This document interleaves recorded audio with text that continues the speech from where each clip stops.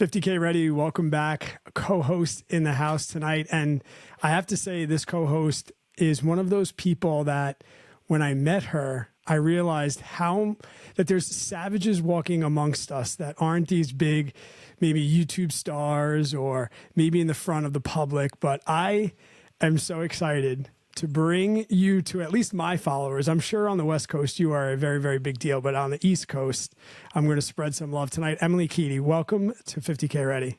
Thank you so much. Thank you for having me. I'm really excited for this conversation. So I like to start with letting my audience know how I've bumped into people. I think it shows the power of community and how you can go from instantly being strangers to developing relationships. I met you out at Spike Camp.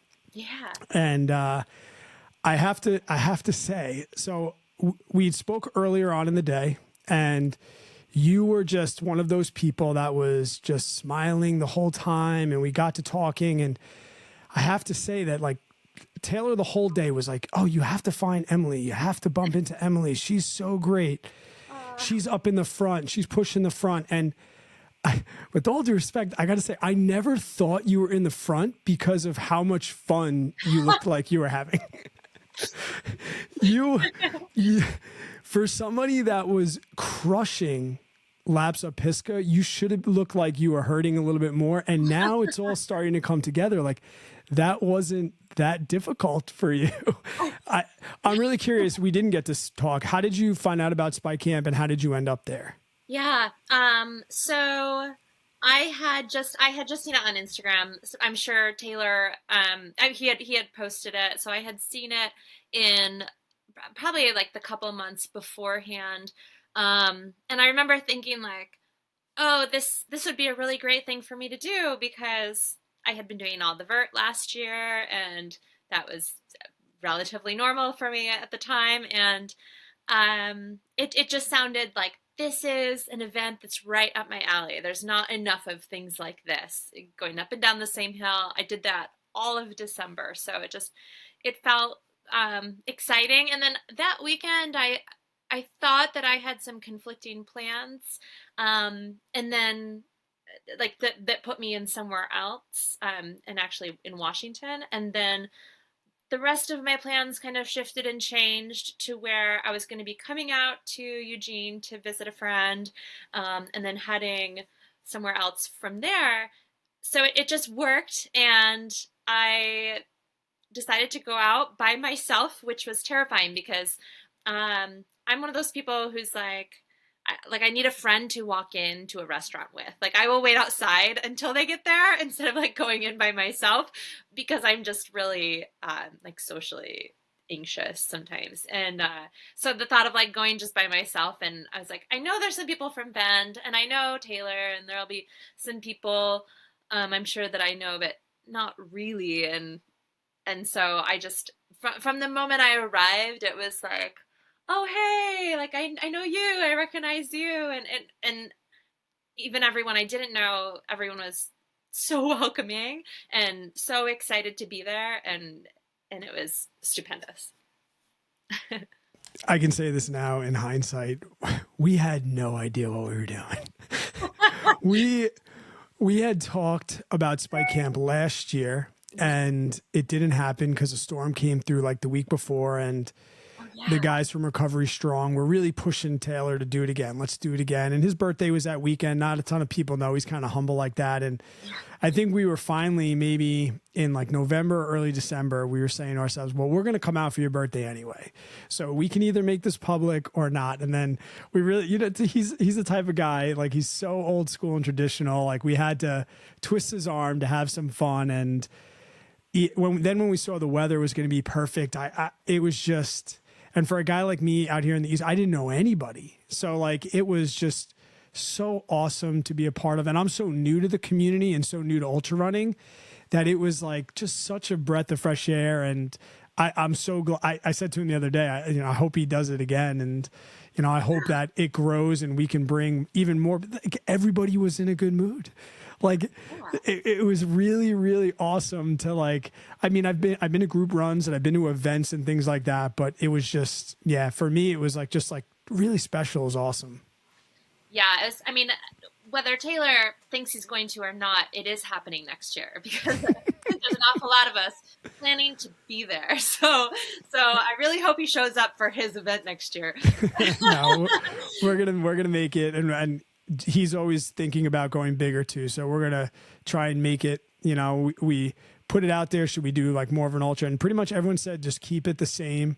You know, it was great the way it was. No need to really change it that much. And I think, oh man, I know January is gonna come quick again. But one of the things he kept telling me was how many feet that you climbed last year, and I have mentioned on my podcast, and for those people that know me being here on Long Island, for me to get like a 2,000-foot week, I have to work. And like a 5,000-foot week is unheard of. And I think 2 years ago when I did my first ultra, I think I got to like 50,000 feet for the week. And then I did my first 100 last year, which was canyons. And I think last year I got up to like 200,000 feet. And I thought I was Mr. Climbing guy. I mean, you clocked in like a little over like 2.3 million feet of vert last year, something like that. It was 2.24. Yeah. Now, did that happen now I feel like when you get over a couple million feet, it has to be like a goal. Like that doesn't just happen from a lot of hard training. Like you were seeking out feet. Like, was this a goal in the beginning of the year? You were like, I'm going to try and get 2 million feet, or did you get to 1 million? You're like, shit, I could probably do 2. No, it was an intentional goal that I had set. It was one that I didn't know if I was going to be able to do. I figured I would get an injury or burnout or just not have the time to do that because I still also wanted to have a life and I really wanted to race too. And I had some like backpacking trips and other like family oriented things going on. So I kind of just wanted to see what it would take to balance my life and also do that. But yeah, it was a goal I had set. I had been thinking about it at the beginning of the year, and then I decided on the number. It was in early February that I came up with, 2 million, and it was kind of just irrational thinking to get to that point. And I don't think I had done 1 million year before that or anything. So it's a really intentional. I don't know that one could really do it unintentionally. It took a lot. Yeah. Were you looking at it as like a weekly average to get to a goal, or were you breaking it down by monthly? How do you break down such a huge number into smaller pieces? Yeah. So the conversation that led me to the goal was my friend Wendy knew that I was trying to come up with a number, and I had tossed out like 1.6 because another athlete, an elite athlete, had done that much the year before, and I was like, I wonder if I could be like do something that this elite runner did last year, and because if I could do that, then maybe someday I could be elite. And she anyway, so my friend Wendy was like, why don't you just do like 5,000 feet a day, and the math on that was like 1.825 million. So it was just not like a nice even number. So my brain was like 2 million. We'll just go with the round number, which added like 500 feet a day. It was 5,464 feet a day to average. And I started off, since I set the goal in February, I was a little bit behind. I was doing a lot of like uphill skiing because I already like to do, like I had done vert goals before, like Everesting and just like laying down 10,000 foot days, not like frequently, but I knew that I could. But that much was terrifying. And so it's like 37,500-ish a week. Like just under 150,000 a month. Big numbers. My brain cannot compute. Like what was like do you know the biggest day you had? Like what was the biggest 24-hour stretch? Probably about 32,000 feet. I did a couple of Everests. I did one in May, and then I joked that I would do one again, but I was like, but it has to be before winter. And then the second one was in December. And then I had some really beefy races. I ran Uray last year, and that race has about 42,000 feet in 100 miles, which is like Yeah. double a pretty typical like mountain 100. Um, that race is insane. And then another race in the Alps, and yeah.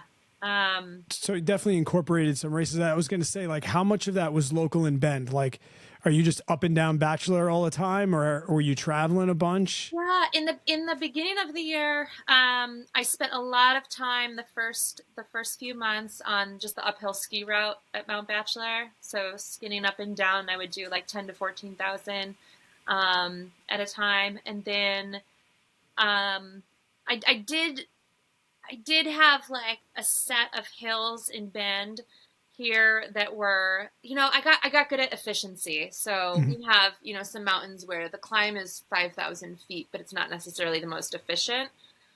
So I would find hills that were, you know, 900 feet and very steep that I knew that I could just really power hike really fast up and then send it all the way down.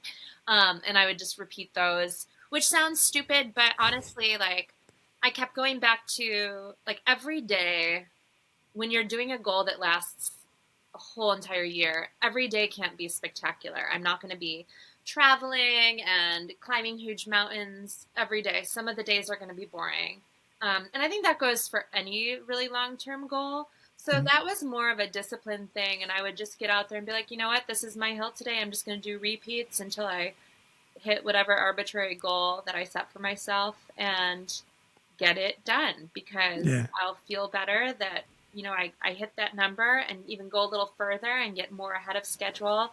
And that allows me to have more fun later. And, the days when I am traveling, I did a lot of races. So I got to do a lot of vert in different races and I traveled a lot and I did some gorgeous backpacking trips and some FKTs in remarkable places. So I had, I feel like last year I got more than I deserve. It was such a beautiful year, start to finish. Like the string that ties it all together is just all of the vert, but all of the places that I got to be and the people that I got to share it with, because every activity I did contributed to the goal, which made Yeah. it pretty cool. Yeah. It was like you still got to kind of do a lot of dope things, and then it just was also helping the goal.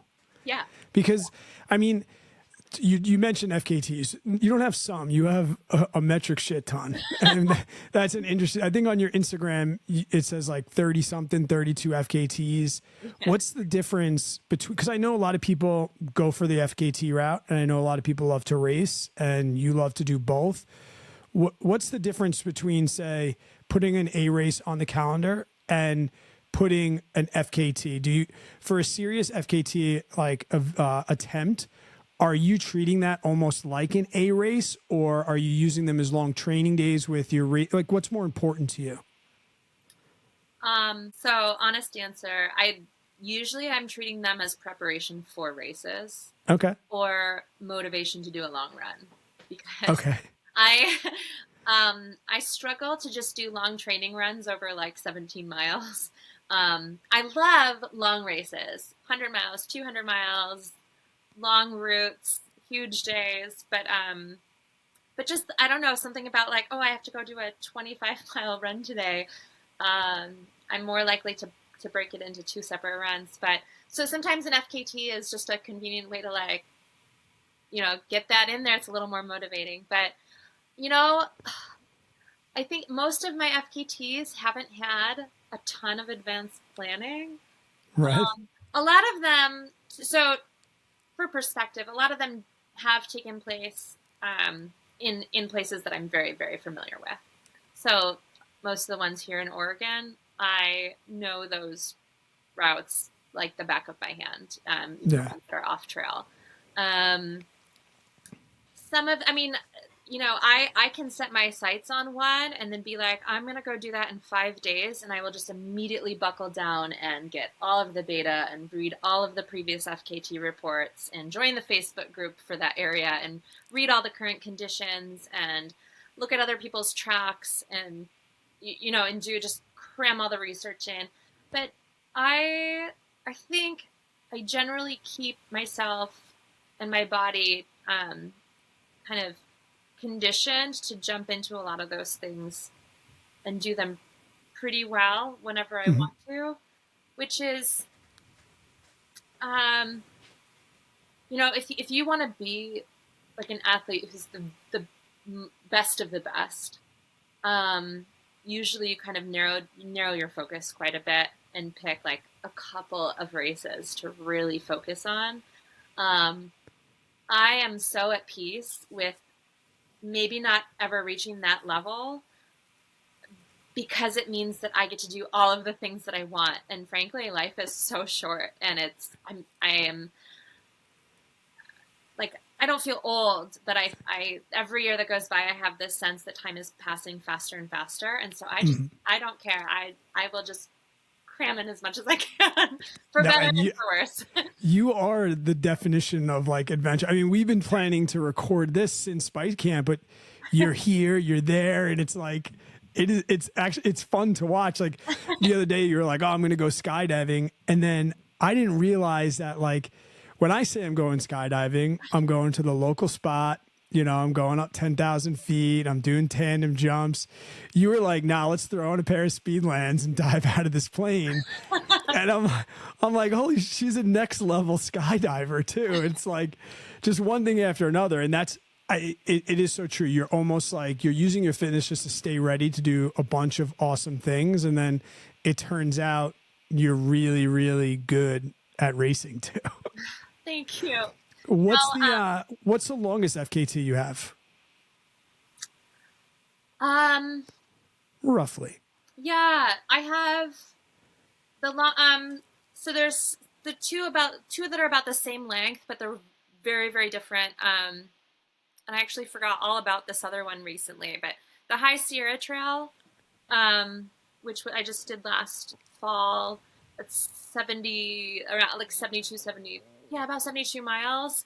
But then there's another one that's a local, the Three Sisters Trifinity Loop, which is much more like off trail and like class 4, maybe borderline class 5 climbing in pretty rugged terrain, and that's about the same distance, and in a bit more vert, a lot more time consuming. But those two, So yeah, the distance is one thing, but the work you had to do across the distance was very different. yeah. Like the High Sierra Trail is all in trail, and that was very hard, and there was a lot of vert in that one. But like the Trifinity Loop one is one that like nobody's repeated it yet, and I just really want someone to, so I can like have like a mental conversation with them about like maybe that kind of like wrecked me for a couple Oh, of really? yeah, it was really intense. It's just a really it's a really intense route. You kind of climb these three mountains um in this traverse, and then there's a loop that goes all the way around them, so you end up doing the traverse twice in the whole loop around. But they're like pretty serious mountain climbs. One in particular is a pretty dangerous one, and I've done it a bunch now, but it was just really heavy at the Yeah. time, and just like such a huge thing that I couldn't believe that I had. Like, I'm still like, how did I pull that off? Do you think for racing I've just thought of this too. Like when I go places and I see people that climb well, I'm like, that is such a life hack. Or like the people that live at elevation, like that's one thing to put in their toolbox. And the only thing I can focus on is speed. And I'm frankly not even that fast. Do you feel like being a strong climber, and obviously this is race specific, but do you feel like being a really, really strong or above average climber is putting you that far ahead of maybe somebody that's just talented, like is really fast? Like the difference between Crazy Mountain and Javelina, like when you take somebody from Javelina and bring them to Crazy Mountains, do you feel like your skill climbing that puts you at a really big advantage over those people? Oh yeah, I mean, and it goes both ways because I still enjoy, like, I enjoy javelina. I'm even wearing the shirt. I know. But, I almost wore mine too, which would have been freaking crazy. We had the same shirt on.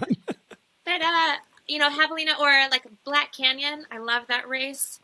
I have, I think my best performance yet, I was like 16th female, and it just gets more and more competitive every year. It's those, I mean, those are fast races. I am just not that fast. But when it comes to the more like mountainous races, you don't see that same crowd.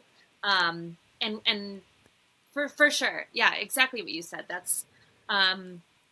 That is my like forte, is that, and Yeah. I learned that pretty early on. I remember on my first 50 miler, it was my second ultra, and I was passing people going uphill, and I remember thinking like, this is my jam. This is my strength. And I mean, I'm not as fast on the downs. People pass me on the downhills, but I also know really like what my body can withstand as far as like moving uphill and how long I can do it for. And so later in the race, I can still be moving pretty well on those ups when other people have, you know, their legs are really calling it quits. Yeah, no, and you say legs calling it quit, and I'm asking this selfishly because I'm doing UTMB and I'm going to have to climb a lot, or Yeah. for me, a stupid amount. Is climbing more like strength of legs? Is it more cardio? Is it mental? Or how does that all fit in? Like, if you can paint like, or give me one tip, like forget about the rest, do this one thing and you'll be a better climber. What do you think that one thing could be? Stairmaster. You think, because I asked somebody this, like Stairmaster versus really steep treadmill. And a lot of people said really steep treadmill, but I feel like with the Stairmaster, when I get on it, I get like that mix of strength in my legs as well as like that angle. Like what's your position on Stairmaster versus like 20% incline treadmill? Stairmaster 100%.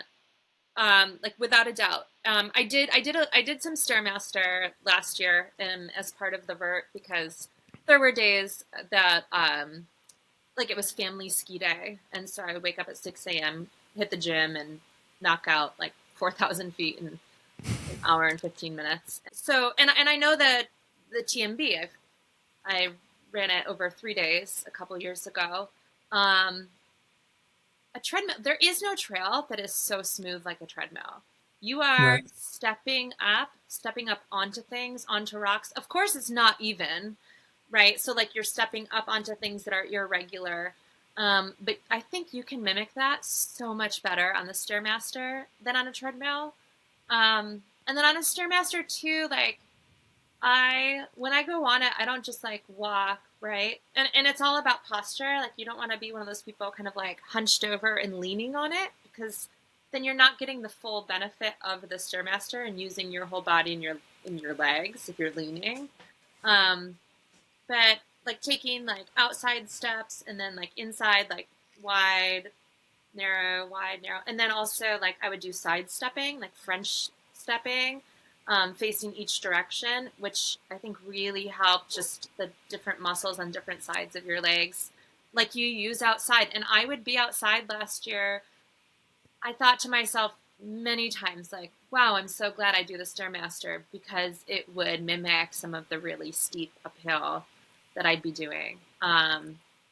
I'm super strong believer. I mean, yeah, the 20% treadmill, it's fine, but like, every step is exactly the same, and it's smooth. I think, and on a Stairmaster, you can also do like every other step. So you're taking bigger steps and do that for, you know, intervals.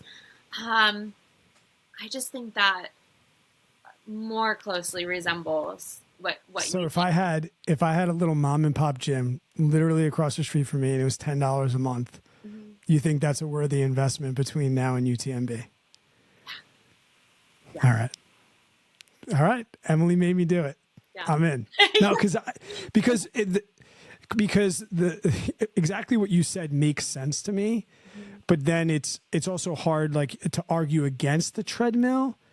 But like I think of like when I did the incline in Colorado Springs, right? Mount Tahoe's incline or whatever. Yeah. And I'm thinking or even when I'm beat up around here, like it's very rooty by me, very rocky on the Appalachian Trail around by me. And I feel like I'm really struggling when I got to get my knee up this high and essentially do a one-legged squat up onto this big rock. And maybe it's just that because I've also heard that like UTMB is not that technical. And I'm like, I don't know where, I heard it's steep, but like, I don't know like where to like put my brain I don't know how to relate technical, because here in the Northeast, there's just like baby head rocks everywhere. Like every trail is a wash or a dried up creek bed. So it's like everything is not technical to me everywhere. Like when I did canyons, like that was carpet. Like that was the most amazing thing I've ever seen. So there's also that component where I hear people be like, it's not that technical. And then people are like, but it's steep and technical. So I knew that I was going to want to do it. I just did. It's refreshing to hear from you. Like I value your opinion, because it doesn't matter.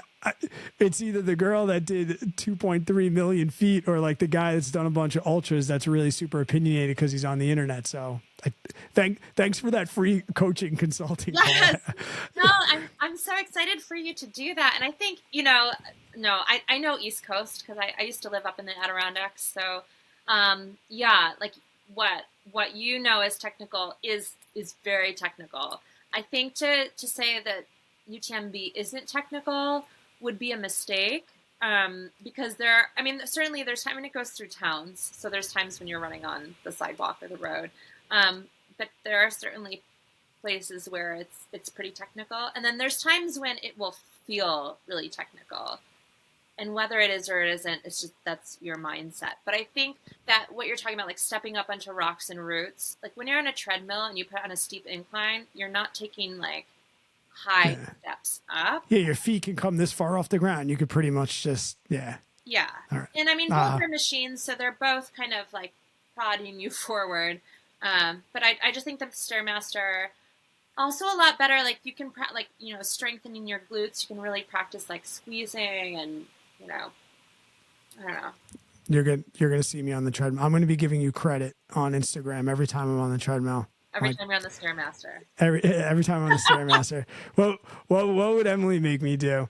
I can't believe we're a half hour in. I haven't even asked you this. Like, have you always been fit? Are you always an athlete? Like, because I always put like COVID as when the rest of the world found out about ultra, and the people that were doing ultras before 2000 or before it was cool crowd.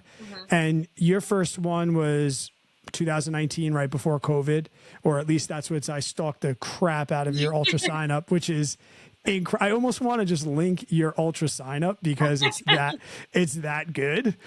But what got you into like, all right, I'm going to start trail racing in 2019? Yeah. I wasn't always healthy. Like I did some sports in high school socially. And then like throughout grad school, I was all about chilies and double chocolatey chip frappuccinos and chicken wings.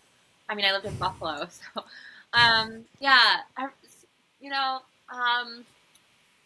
was a little less healthy, and then kind of fell in with a group of friends who like went to this crazy hardcore gym class. We did some 5Ks, we did a Tough Mudder, but after through hiking the PCT, one of my friends that I met on that through hike was like, you should really do an ultra. And it's kind of a common story for former through hikers to become ultra runners. There's a lot of us.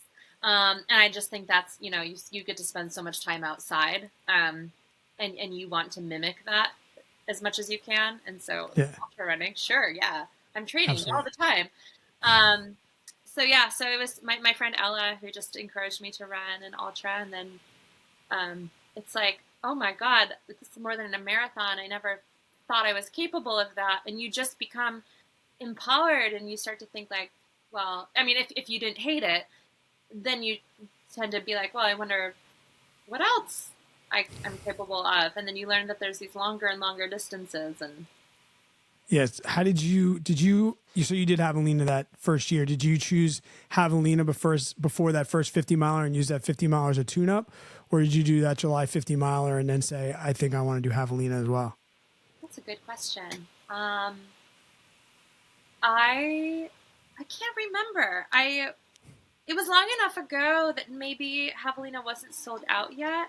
So I'm No, it not wasn't. sure. Or maybe I had signed up for the 50 and I was training, and then I think that's probably more likely, is that I had planned on the 50 and I was training for it and then was like, oh, I'll do this 100. And then from Ultra Sign Up, it seems like you kind of slowed down in 2020 after that Javelina 100, like maybe 150K that's on there. Everything What got happened in canceled. 2020? Everything just got canceled. I had a whole race schedule for that year. I did a whole ton of FKTs. That Yes. was like my replacement. And then you were like, all right, 2020, all my races got canceled. I'm just going to start jumping into 200s. Yeah. Why not? Moab was the first 200. Yeah. And my buddy Jake did Moab last year, and you've done a couple 200s now. Where does Moab stack up with like all the 200s? Oh, I mean, scenery wise, it's probably my favorite. Um, it was definitely one where I had like all my close friends come and crew, which is so incredibly special. Um, to have all these people here for you and see you very vulnerable and help you succeed in this big goal. It's such a team effort. It's such an amazing feeling to have people willing to do that. But I definitely wanted them to have fun, and so I wasn't like diehard racing that Mhm. 200. It was like, oh God, I hope I can finish this. Um, and I did, yeah. And it was Yeah. fine. It went well, but I definitely was, like took a pizza and margarita break at one of the aid stations and was just kind of like chilling and having a fun time. Um, a pretty, righteous time with my friends, and it was a total scene. Yeah. Yeah. Was, I think, and then seeing that you did Crazy into the Oregon 200, that, I mean, Crazy's, I was there last year with Taylor, Uh-huh. and even like just going to aid stations, because he had said to me, like, be ready to run. And I was in pretty good shape training for Javelina, coming off of canyons. Like for Brad was in really good shape. And I was so intimidated when I got there. And even like the first aid station where we could go and seeing him and just looking up at some of these mountains that he was coming into way outside my comfort zone, I said to him, like, dude, not only am I scared of a course like this, but you're not slow. Like, it would be different if it was my buddy and like I knew, okay, we're going to go out for 18 miles and we're going to walk a little bit.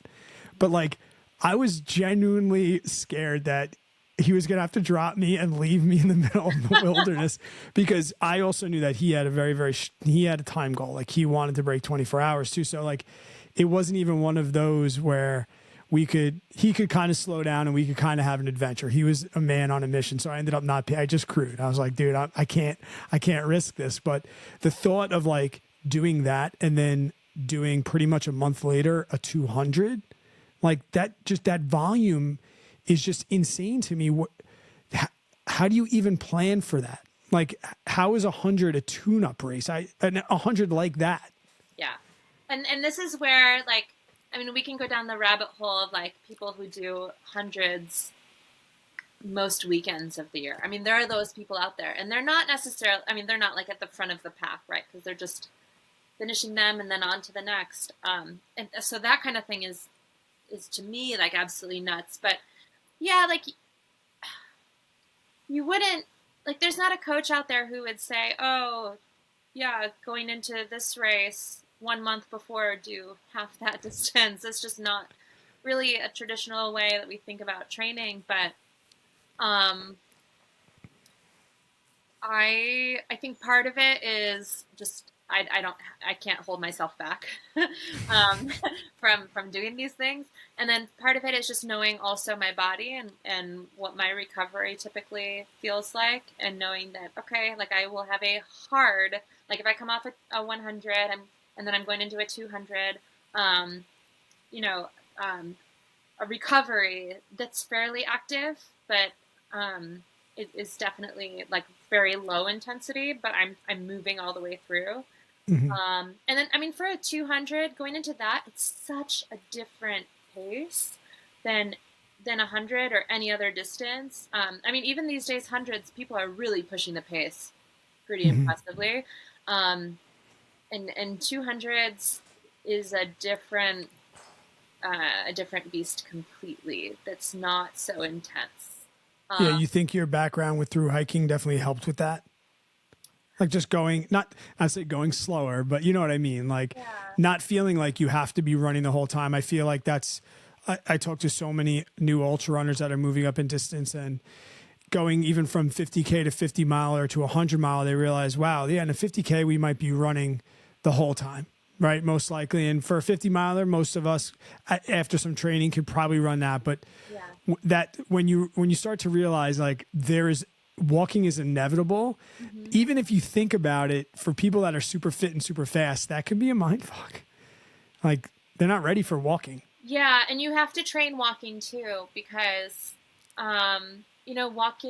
walking uphill, walking downhill, power hiking, that's a different like muscular activity than running. So I find that in 200s, people who don't train with hiking very much, um, kind of I hear more suffering from them. So I think like backpacking, doing big mileage days of backpacking, I would do, back to back to back 30 mile days and stuff like that. And I think that's great training for a 200. And In it doesn't mean in you have to go like all night long. You don't have to, backpack for 24 hours. Just getting your body used to like a big day. Okay, go to sleep, get some good rest, wake up, do it again. Yeah. Yeah. Do you tend to be mentally strong, or do you consider yourself mentally strong, or are you somebody that fluctuates emotions pretty frequently? I'm somebody, I'm all over the road. As somebody with a psych background, I'm a patient. You know, I want to say that I'm mentally strong. I think there's so many different ways to like define just that, like mentally strong or mental toughness. Um, I I've had like an evolution of crying in my 200s. From like I remember at Moab halfway through sitting down on a rock and just crying and saying like I'm an imposter. I shouldn't be here. What was I thinking? Um, and also like and then at Tahoe again halfway through I was doing great. I was in second place and I was like I think I'm gonna quit, guys. I'm done, and just feeling like I don't want to do this anymore. Um and that's just like your brain just doing this game with you. And then during the Oregon 200, I I remember sitting down and telling my pacer like, I just need to sit down and cry for a minute. I'm not like upset. I just need to get this out. And it wasn't like I like didn't need to quit or anything. It just felt like something that had to come out. So so it's gotten better, but no, I mean it's there are like super helpless times where I'm a super huge baby and need to be kind of talked off the ledge and distracted, and where I really need some external motivation. If you tell me that there's a kid out there watching my progress, I will not quit. Or if I'm raising money for a dog rescue, I won't quit. So sometimes that like external motivation is really helpful when my brain is just coming up with every reason under the sun to justify stopping. Do you consider yourself a competitive person? Are you showing up to win, or are you showing up to experience the race? When I started ultra running, I showed up to experience it, and I think that changed pretty quickly. I am really competitive. Like you don't want to play Monopoly with me. I hide all my money and then I bust it out at the worst time and just buy all the hotels and cream everybody.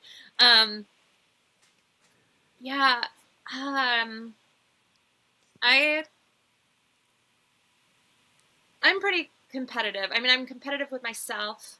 I do get competitive with other men and women.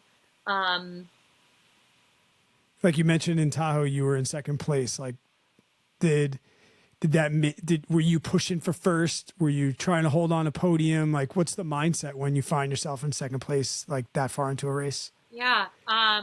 No, I hadn't known there was. I was reaching the halfway, and there was someone with the race was like maybe a quarter mile out of the aid station, just getting like the numbers of people coming in. He was like, "You're in second," and I was like, "No way." um, Still wanted to quit, but I didn't. And I think at that point I knew that first. So the woman in first, Mika Thews, is an incredible Yes. dialed 200-mile runner. She was quite a ways ahead of me. I did not really think at that point that I was going to catch her. Okay. I know how she races, and it would have taken something going very wrong for her race, Yeah. which of course we don't want. But I definitely did want to hold on. Like if I know I'm on a podium position, I want to hold on to it.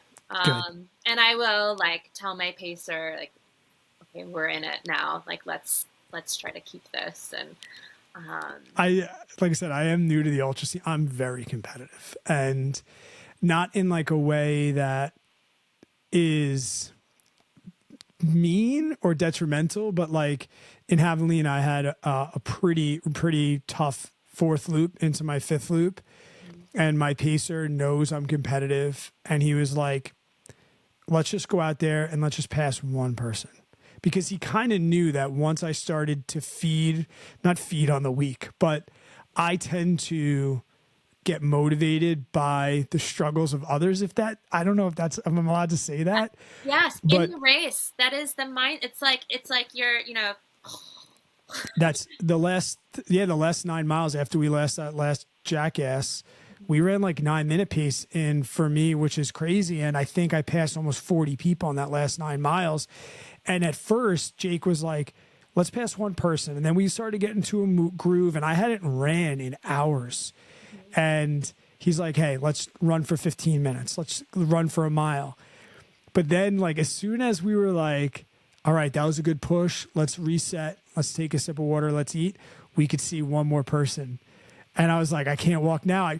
The last aid station with like 3 miles to go, we blew that aid station because we're coming in. He's like, what do you want in this aid station? I'm like, Jake, if I stop, like I'm in such a flow state right now. If I stop, and it was great because at the aid station there was like just 10 people sitting there. It was like fish in a barrel. Like I got through there. I was like, I just jumped up. It was so nice. And it's good to hear somebody say, like, there's you can be out there to win, and you can be out there to push, and there's a time and a place obviously to go out and enjoy.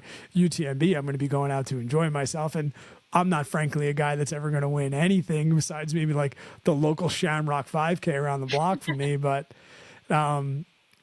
I definitely want to stay competitive. I don't want to lose that edge. One of the things that brought me to ultra is after being in sports my whole life and being competitive, I kind of lost that athletic prowess in my 30s. And it's kind of nice to be back and feel alive and like talk some shit to my buddies. And I'm really enjoying that. Yeah.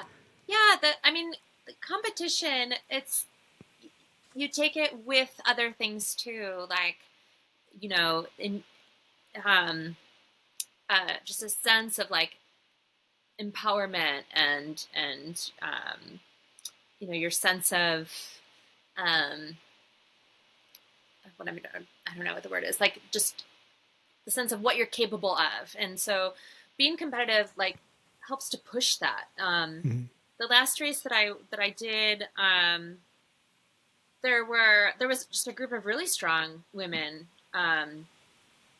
in the front, and I started out in first, and I just told myself, like, you have to now maintain this pace for the entire 50K, if you want to stay here, because these ladies are right behind you.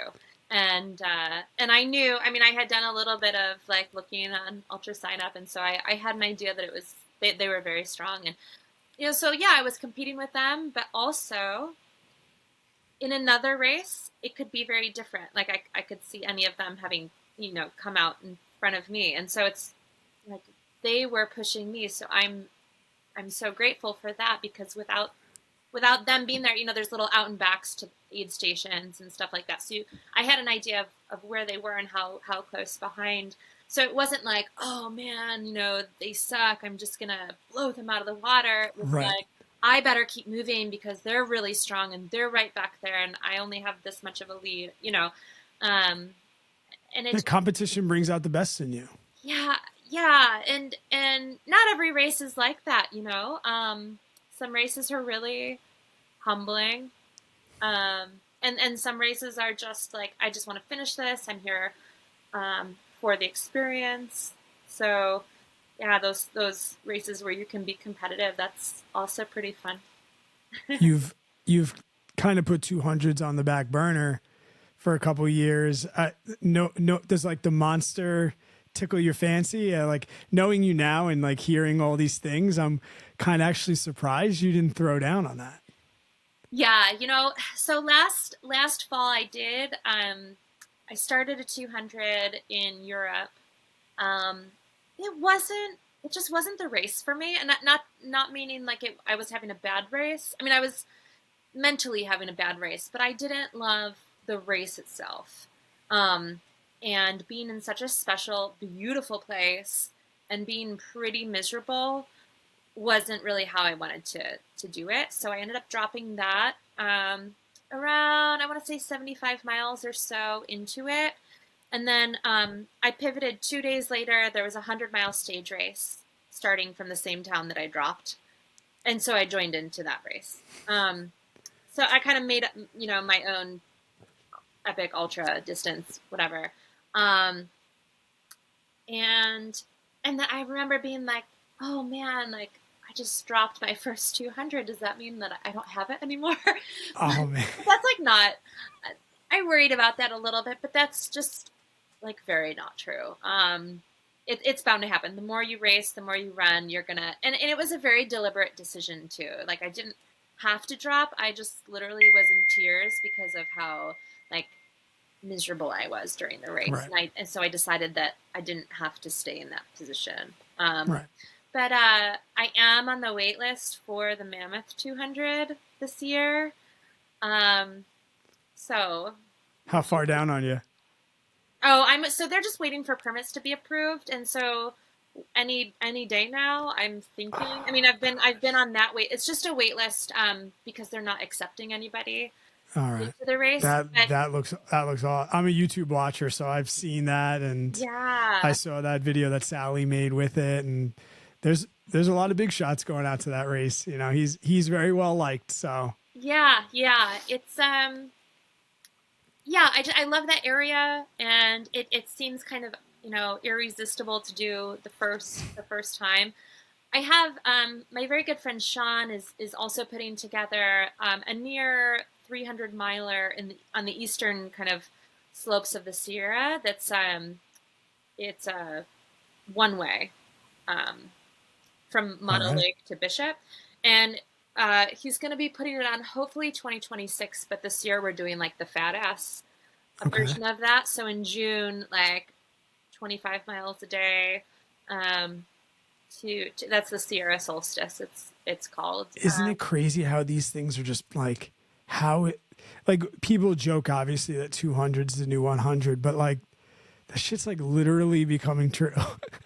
Oh, totally. And they're just getting longer. Yeah, you mentioned the monster. You know, the Arizona desert isn't my favorite.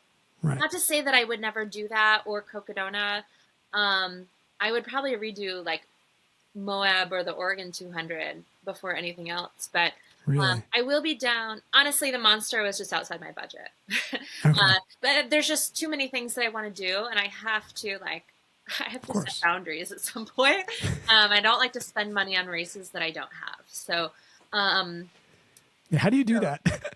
I mean, I just like I need some advice about that too. I mean, I don't put races on credit cards because that would get out of control. Um, yeah, I will be at the Monster pacing though, Good. so that'll be fun. I'm excited for that. Um, no Bigfoot. Any interest in Bigfoot?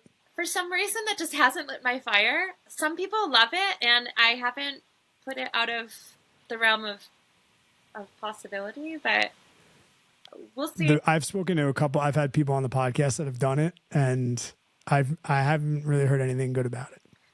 I have a couple friends who love it. Um, I don't know. Maybe it's just because it's so close to Oh yeah, here. Um, but it just seems like a lot of unnecessary like out and backs. Like go climb that and come back.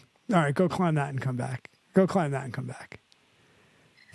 yeah, although that's like all that Uray is. That Yeah, race is just that, and I thought I would hate it, but actually that really helped to like compartmentalize the sections of the race. So, yeah. That race just. That part of the country is just insane. Like I see, but like I said, I see a race like that, and I'm like, I wouldn't even know where to begin.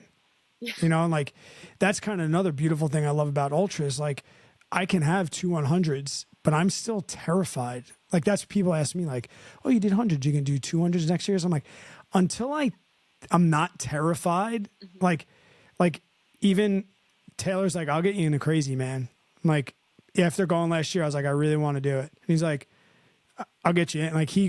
I'll get you in. And I'm like, I got to say no. Like I just, the way you don't want to spend money on a race that you don't have, like I don't want to show up and not know that, because too, I have to think about how much time I could spend to training, being a dad and having a W-2 and all of those other things. Like there's still so many things about the 100-mile distance that scare the crap out of me. And then who would have thought that I would get into UTMB with I have one UTMB race, and a couple stones, and I did it with a group, so I'm going out there with a buddy. We both did canyons, and luckily that was the world major or whatever, or the Northeast major, so I got double stones. okay, So I got 8 stones for that race, and I guess they picked it in Europe time. My buddy called me at 3:00 in the morning. He's like, "Check your email," oh my and now I'm god, like. And I was not good mentally out of Javelina. I think I was burnt out after going pretty much from 50K to 200Ks in a year and coming through summer. And I paced Jigger Johnson, which is a big race out here. And then I went right out and did Crazy with Taylor, just a big year. And then after Javelina, I was like, I never want to run again. Like I was in that low spot, and then I got picked for UTMB. I was like, I guess I'm running again. yeah. Oh, that's so exciting. I get that. I get that low. I mean, you can definitely burn yourself out racing, and that's something that I kind of like have on my mind when I know I've got a really heavy race schedule. Is like, um, yeah. I mean, when worst comes to worst, I would just bow out of a race if I was really, um, just sick of it. Because there's a difference between like toughing it out, and there's a difference between that and just making yourself miserable just for the sake of it. Yeah. There's no need to do that. No, no, and I'm a huge believer that like things will happen, like opportunities will present themselves. So, Absolutely.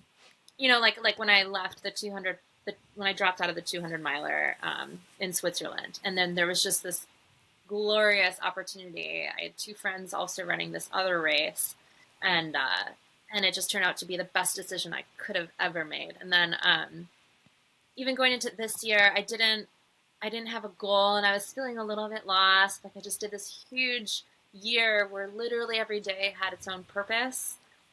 The same thing every day, but every day I knew what I had to do. Vert, up and down. And then I was like, what am I going to do this year? Is going to look so different. And I hadn't gotten into any lotteries for like the big ones, Hard Rock and Western. And then because I also had vert brain, which is probably like pregnancy brain. I don't know. I've never experience that, but just, you A know, fog. yeah. And so I missed some other lotteries anyway. And so I just kind of trusted that this year I would get opportunities, things would come up that would be very exciting, and they did, and now it's like way too packed. But yeah, things just happen, and then so I'm never like too worried about like, oh, I had this on my calendar. You know, if a different opportunity comes up that sounds better, all right, then we'll switch things around. Maybe I won't do that. I try not to do that if I've paid for like, you know, a 100 or 200, just because that's a lot of money. But yeah. You're racing in like 2 weeks, right? First week in April, 50 Yeah, miler. 50 miler, first week of April.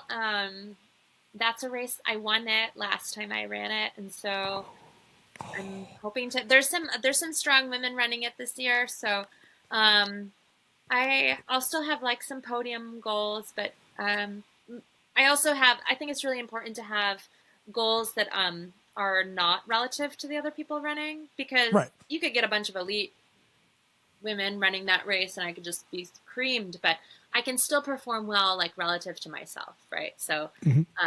so I have, you know, a time goal for that. And then I'm on a wait list for a 50K 2 weeks after that, down in Mendocino, California, which is just really beautiful. But I'm like number 6 on the wait list, so I'm counting on getting into that. Do Um, you think like you're fit enough, fast enough, and have a resume enough where you can kind of like DM a race director and be like, I'm 6 on the wait list. Any chance you could give me a little bump? you know, it didn't occur to me until like the past year that people did that and that was a thing. I, Yeah. you know, I I feel conflicted about that. I'm not Right. about like taking advantage of like opportunities for being a high performer. Mhm. Um, I would just feel really weird doing it. Right. Uh, I don't like. I remember one time I asked at Black Canyon. I asked to be in the elite start group because they said like if you anticipate being in the top, it was like 30 or 40, and I was like, oh yeah, I finished well within that the last time. And so, but it felt really funny because I was like, why do I belong here? Um, I don't know. Uh, It's not single serving though. You have to look at it from the race director standpoint too, because they want a competitive field, mhm. right? They definitely want competitive female fields. So Yeah, it's like you're benefiting them just as much as they may be helping you out. that's thank you. That's true. You have a good point. I guess I still just operate under like that's not me.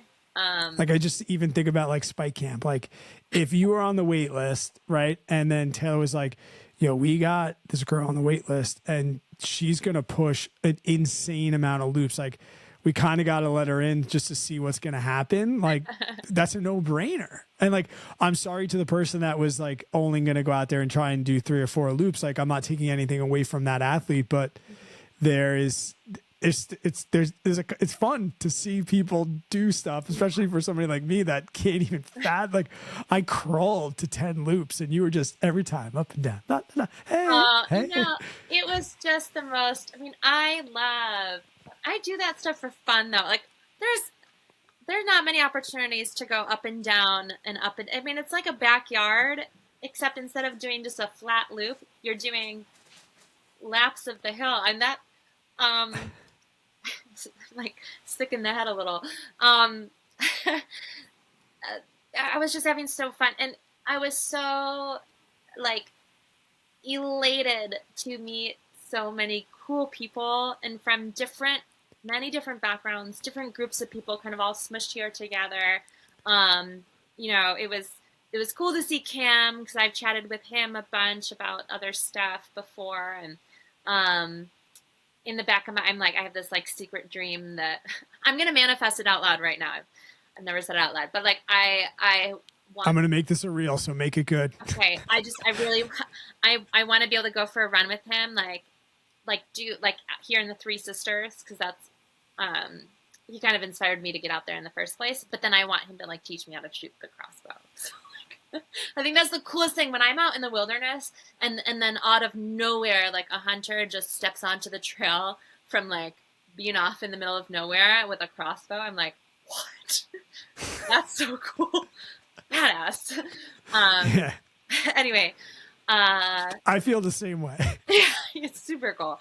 But then just also, seeing Courtney there and meeting, meeting several other people that I had known of and been a fan of, um, and meeting the guys from like Death March Running Company because they had fueled my whole December of vert with their content, and just everybody was so cool.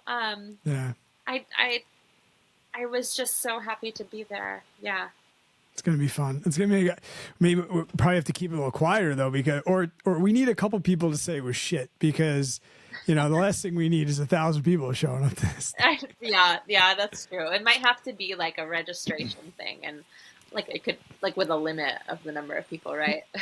Yeah, we did that, but then like, how do you say no, right? Well, but Yeah, I almost thought I thought it was sold out, and I almost didn't go. And actually, oh, now that you mention it, I did.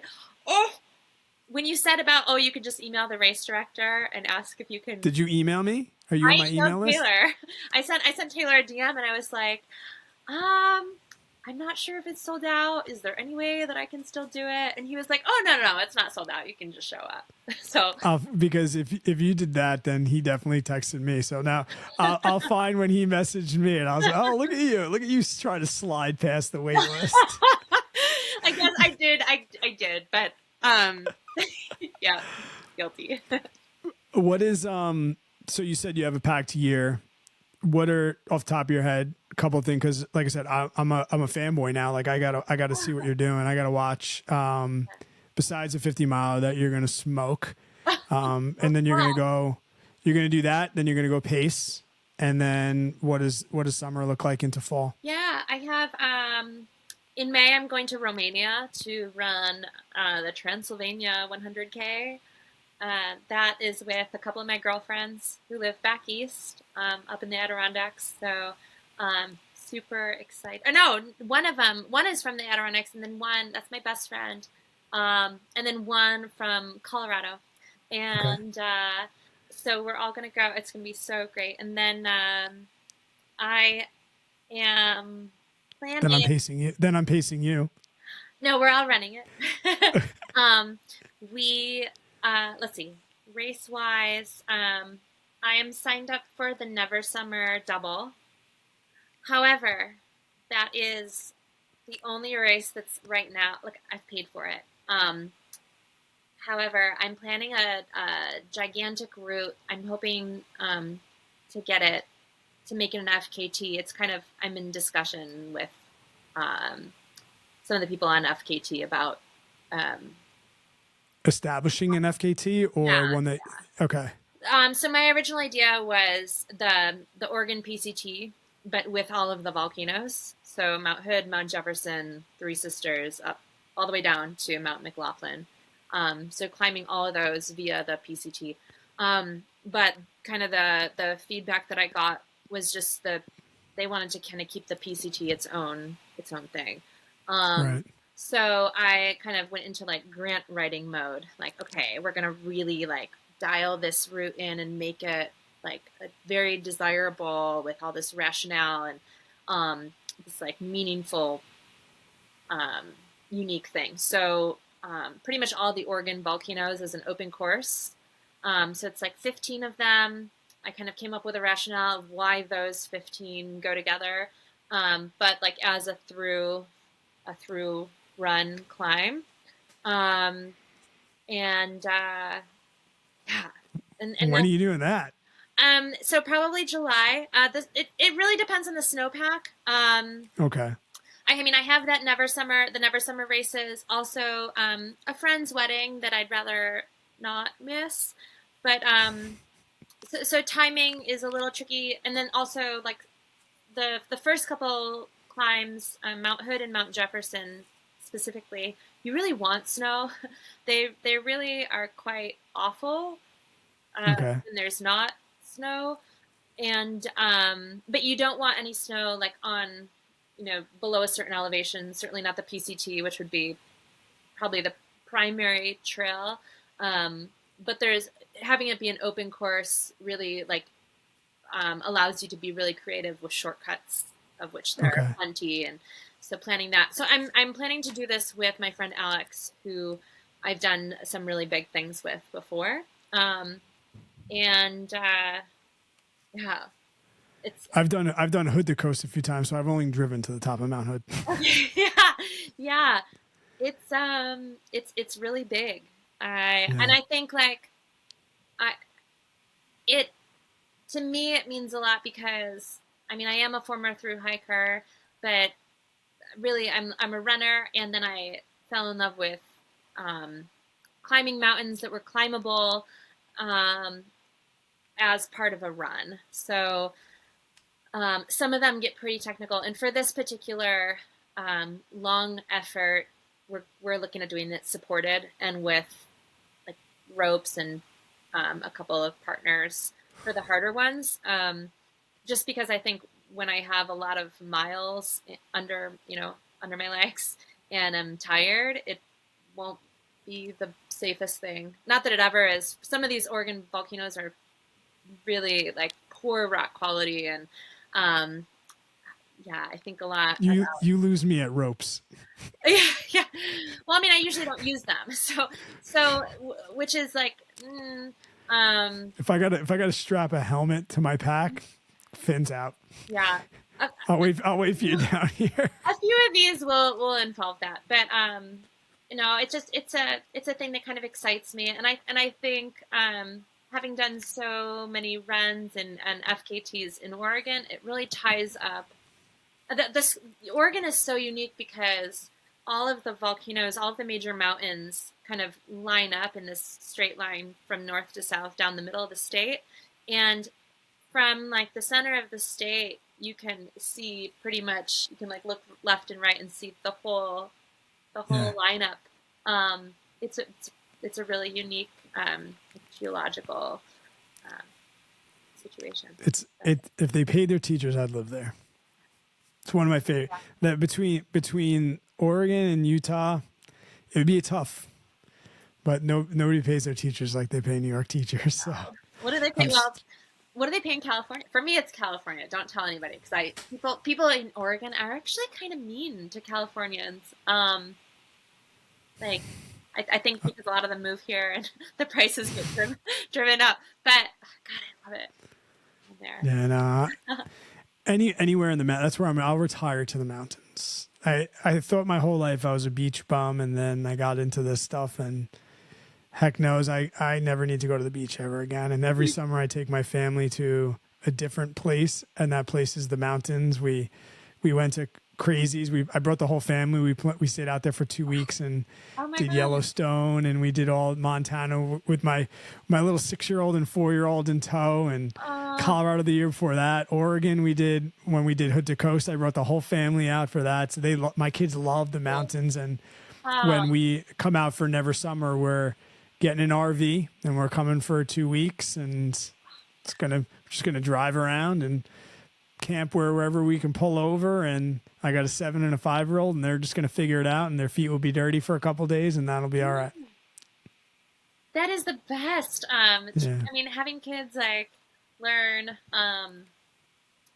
just this is the way we do it. My partner has 3 kids, and they're a little older. They're just about to turn 10, 12, and 15. But for the past several years, I mean, we go out to the mountains, and they're just the toughest, bravest, like not scared of snow and wet feet and the cold and the wind, and they're tougher than I ever was at their ages.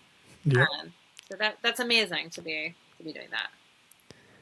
I really do appreciate your time. I've held you long enough. I'm going to let you slide, but I do want to say thank you so much, and I will make sure to plug the Instagram so people can follow along. Like I said, I think just having you in people's lives will be an enrichment for them, because in the short time I've got to know you, you've only made me smile, which is a good thing. Oh, thank you. That's the best compliment ever. But it's no, it was super great to meet you and to stay in touch with you, and I'm sure we will continue to do so. But that's part of why ultra running is so super cool, because the people that You said that if you knew that some kid was watching, that you would push the front. Well, I'm gonna be I'm not a kid, but I'm gonna be watching that 50 miler. You better push oh the man, front.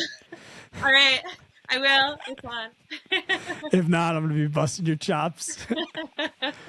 All right, thank you so much, and yeah, no, that's all I can say. Thank you so much, and I hope you have a great rest of your evening. It is my pleasure. You too.